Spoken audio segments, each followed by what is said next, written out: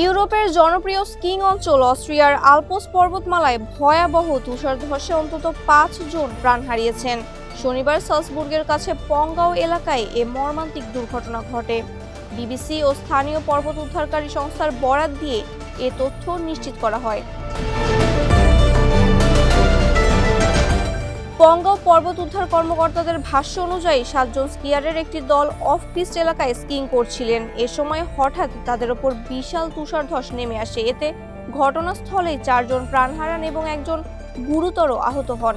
দলের বাকি 2 সদস্য অক্ষত থাকলেও তাদের উদ্ধার করে নিরাপদ স্থানে সরিয়ে নেওয়া হয়। এর প্রায় 1.5 ঘন্টা আগে একই এলাকায় আরেকটি তুষারধসের ঘটনা ঘটে, যেখানে এক নারী স্কিয়ারের তুষারের নিচে চাপা পড়ে মৃত্যু হয়। দিনভর ওই অঞ্চলে আরও কয়েকটি তুষারধসের খবর পাওয়া গেলেও নতুন কোনো হতাহতের খবর মেলেনি। পঙ্গাও পর্বত উদ্ধার পরিষেবার জেলা প্রধান গেরহার্ড কেমসার নিহতদের পরিবারের প্রতি গভীর সমবেদনা জানিয়েছেন এবং এই ঘটনাকে বড় ট্র্যাজেডি হিসেবে উল্লেখ করে বর্তমান পরিস্থিতিকে অত্যন্ত বিপজ্জনক হিসেবে সতর্ক করেছেন।